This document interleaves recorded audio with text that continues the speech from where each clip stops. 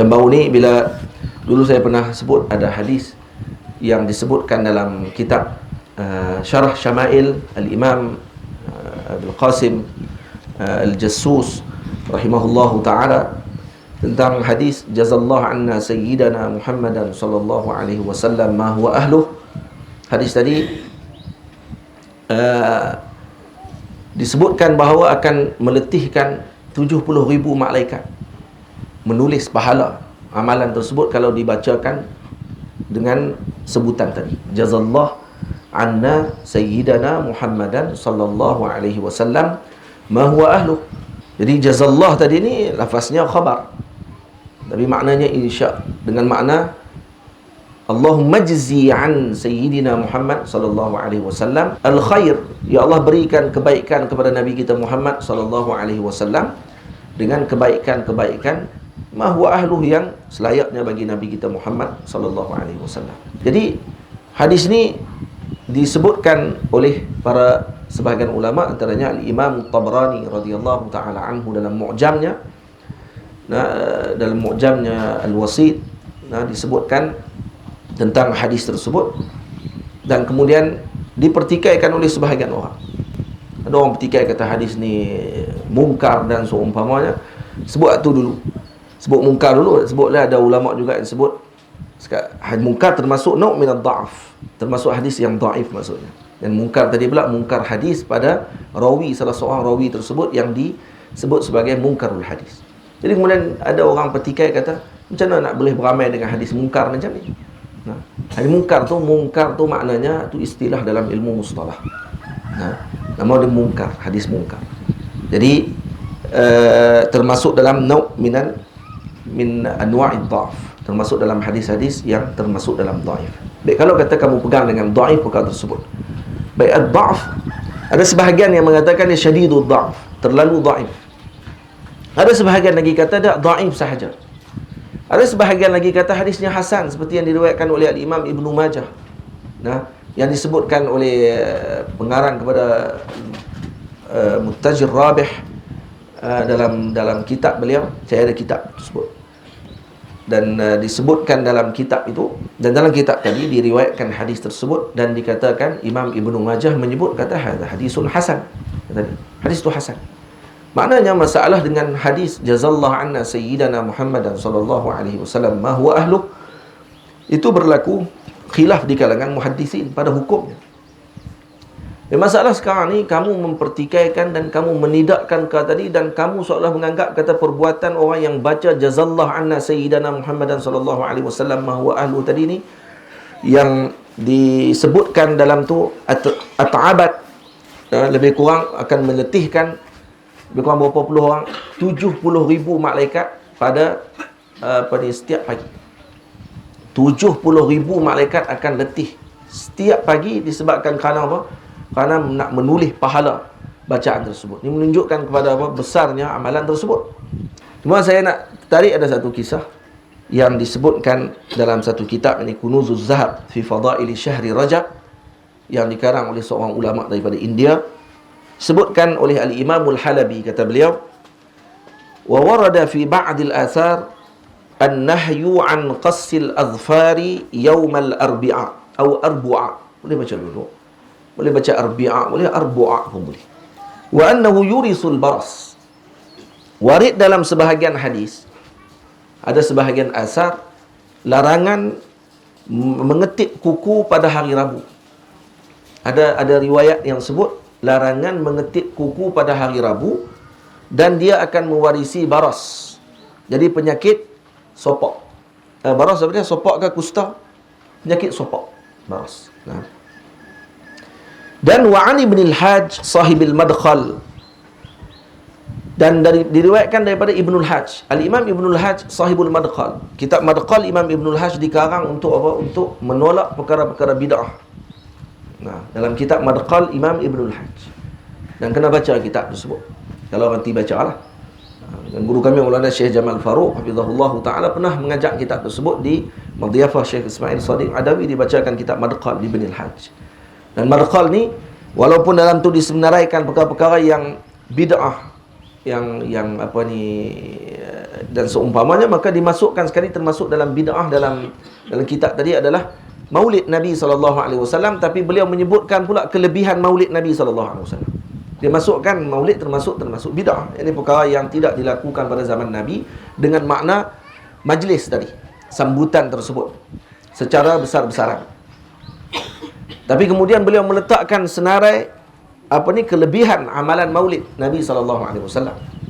Al-Imam Ibnul Hajj radhiyallahu anhu, waktu ketika dalam kitab tadi dia sebut, dia kata apa ni, annahu hamma biqassi azfari yaumal arbi'ah. Dia teringin nak ketik kuku pada hari Rabu. Fatuzkaru zalika, disebutkan kepadanya, atau fatazakkara zalik, ataupun dia mengingati perkara tersebut, fataraka, dan dia tinggalkan mengetik kuku pada hari Rabu. Sebab apa? Sebab dengar ada hadis, ada riwayat kata jangan ketik kuku pada hari Rabu, sebab tu mewarisi baras, ikutnya penyakit sopak. Maka dia pun tinggalkan kerana dia tahu kata ada hadis tu.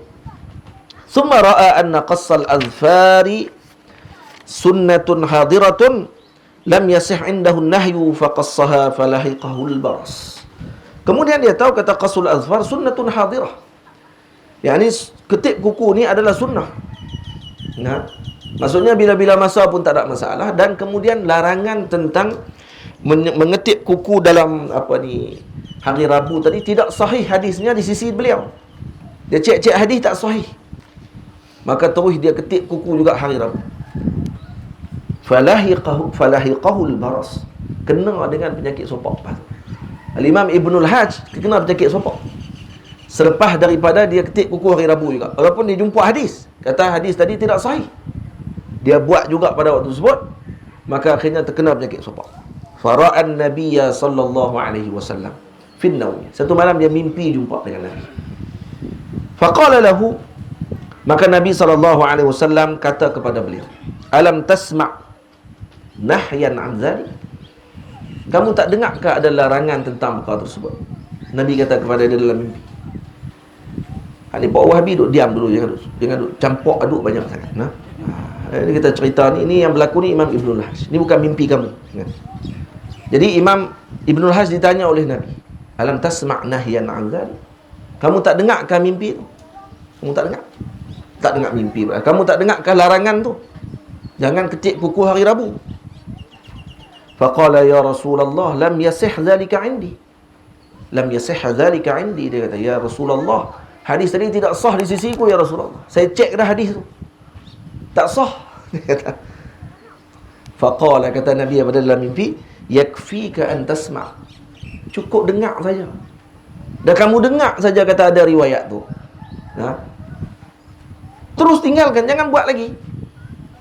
Maksud nak beritahu apa sini? Kata dhaif tadi kadang disebabkan rawi, tapi memang Nabi sebut kalam tu mungkin. Jadi bila mungkin, sebab tu ulama amal juga hadis dhaif. Sebab tu ulama amalkan hadis dhaif kerana ihtimal tadi, kerana berkemungkinan Nabi menyebutkan sungguh kalam tadi, cuma rawinya dhaif. Disebabkan rawi dhaif, hadis tu dhaif. Habis tu kalau dah dhaif, maksudnya kamu kena tinggal, tolak tauk dalam tong sampah. Macam tu kamu beramal dengan hadis Nabi SAW. Kamu siapa dengan Imam Ahmad Ibn Hanbal yang beramal dengan hadis dhaif? Dia kata tu syadidul dha'fi. Saya dah sebutlah tadi awal-awal. Ada yang kata syadidul dha'fi, ada kata dhaif saja. Web Wahabi sendiri sebut kata hadis tu dhaif saja. Dalam web Wahabi sendiri, hak Wahabi selalu duk buka Islam web, dalam tu sendiri dia kata hadis tu dhaif, tak sebut pun syadidul dha'f. Dalam web lain Wahabi pula ada tulis kata syadidul dha'f, lepas tu dia letak di atas ada hadis tu dhaif semua, belakang bawah sekali dia pergi sebutlah kali hadis ni adalah sangat-sangat dhaif. Tiba-tiba jadi sangat-sangat dhaif disebabkan kerana dia syok ni tu. Tu macam mana kalam Imam Ibn Majah.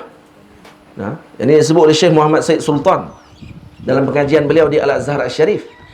Ada dalam YouTube dia sebut kalam tadi, dan hadis tadi disebut dalam Mutajir Rabih, dan riwayat daripada Mutajir Rabih, dan disebutkan kata Imam Ibn Majah kata hadis tadi adalah hasan. Macam mana? Benda tu khilaf. Jadi bila khilaf, ada kata hasan, ada kata dhaif, ada kata syadidul dha'fi. Tiba kamu pakai ujung kali syadidul dha'fi, maksud kamu ni ada otak, ada penyakit maksudnya. Otak ni ada penyakit. Baik, tak apa, kamu tak mau beramal, jangan duk salahkan orang dan menyesatkan pula orang yang beramal dengan perkara tersebut. Awak salah ke sebut jazallahu anna sayyidina Muhammadan sallallahu alaihi wasallam ma huwa ahluh. Minta doa kepada Allah diberikan kebaikan kepada Nabi Muhammad sebabkan apa yang telah Nabi Muhammad bawa kepada kita. Takkan ucap terima kasih kat orang. Nabi kata man syakara lam yashkurillah man lam yashkurin nas lam yashkurillah. Siapa tak bersyukur kepada manusia maka dia tidak bersyukur kepada Allah. Maknanya kalau sebaik-baik manusia Nabi kita Muhammad kita nak sebut yang tu pun tak boleh. Tak, dia kata bukan masalah tu. Masalah tu sampai memenatkan malaikat 70 tu, 70,000 tu. Sampai kata tu hadis Nabi sebut. Kan kita sebut tadi tu. Tu kan khilaf pada sanad riwayatnya tadi. Yang kamu nak jadi masalah sangat ni apa pasal? Apa? Sampai nak membid'ahkan orang yang sebut kalam tadi dan seumpamanya. Boleh. Jadi katanya kalam tu pendek sangat tapi nampak macam besar sangat tu. Rahmat Allah Ta'ala luah daripada kepala otak hang yang bengong tu. Nampak? Luah lebih daripada tu lagi. Pegang dengan kepala otak dia yang bodoh tadi. Kemudian dia duk timbang dengan rahmat Allah Ta'ala. Nah. Apa ni? Dan kemudian apa yang berlaku pada Imam Ibnul Hajj tadi? Imam Ibnul Hajj radhiyallahu anhu, Nabi kata yakfika an tasma'. Cukup kamu dengar saja. Kalau dengar satu hadis. Ya, kalaupun hadis itu dhaif di sisi kamu. Kan itu dhaif, bukan maudhu'. Summa masaha sallallahu alaihi wasallam biyadi. Kemudian Nabi pun sapu badan dia dengan tangan Nabi dalam mimpi tersebut. Fazalal barasu jami'an. Dan hilang sopak tadi seluruhnya. Ajaib, no? Tengok Nabi buat apa macam tu kat dia. Kenapa Nabi buat macam tu? Nabi kata sebab kamu dengar, kamu kaji. Dan kamu tahu kata hadis tu adalah kamu kata hadis tu dhaif di sisi kamu. Ala takfi kata semak. Cukup dengar saja cukup. Tapi Nabi sapu juga kerana apa? Kerana meraihkan dengan keilmuan beliau. Keilmuan Al-Imam Ibnul Hajj radhiyallahu anhu. Tengok ilmu menyelamatkan. Sebab tu kalau orang berilmu dia tak jadi biadab. Orang berilmu tak akan jadi biadab. Kalau kamu berilmu, kamu tahu ada hadis tadi riwayat yang pelbagai. Jangan lazimkan umat untuk tinggalkan perkara tersebut. Bila mana ada seorang alim yang lain kata lakukan amalan tersebut. Baik, kamu tak mau buat, silakan. Nah, kamu nak kata saya tak mau buat kerana hadis tadi dhaif, silakan. Tak ada masalah apa. Tapi kamu larang orang lain seolah menganggap kata itu amalan maudhu'. Ini adalah perkara yang buruk yang ditunjukkan kepada umat Nabi sallallahu alaihi wasallam. Qala Ibnul Hajj, kata Imam Ibnul Hajj apa dia? Fajaddadtu ma'allahi taubatan anni la ukhalifu ma sami'tu an Rasulillah sallallahu alaihi wasallam abada. Saya terus mentajdidkan, memperbaharui taubat saya kepada Allah bahawa saya setiap kali dengar mana-mana hadis pun yang sebut sami'tu Rasulullah, dengar saja Rasulullah kata aja, saya akan mengamalkan aku tidak akan bercanggah dengan perkara tersebut selama-lamanya.